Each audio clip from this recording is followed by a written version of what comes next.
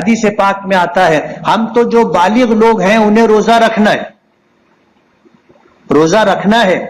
حدیث پاک میں آتا ہے کہ عاشورہ کے دن اپنے اہل و عیال پر کھانے پینے کے معاملے میں کشادگی کرنا سال بھر رزق میں خیر و برکت کا سبب ہوتا ہے۔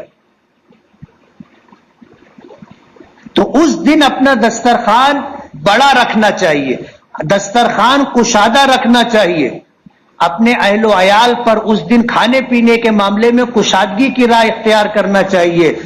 تجربہ ہے لوگوں کا،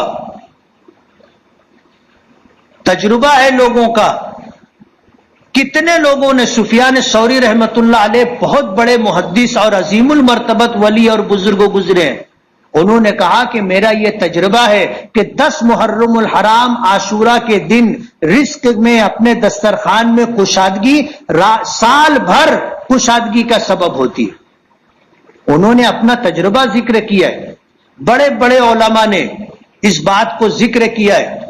افتاء میں کورس میں جو کتاب پڑھائی جاتی ہے رد المختار، اس کتاب میں کئی علماء کے متعلق لکھا ہے کہ کسی کا 10 سال کا تجربہ ہے، کسی کا 20 سال کا تجربہ ہے، کسی کا 30 سال کا تجربہ ہے کہ عاشورہ محرم کو رزق میں اہل و عیال پر کھانے میں پینے میں کشادگی سال بھر رزق میں خیر و برکت کا سبب ہوتا ہے۔ تو یہ بات بھی پیش نظر رہنی چاہیے۔ عاشورہ کے دن روزہ رکھے، اور ایک روزہ نہیں 2 روزہ رکھے، 9-10 کا روزہ رکھے یا 10 اور 11 کا روزہ رکھے۔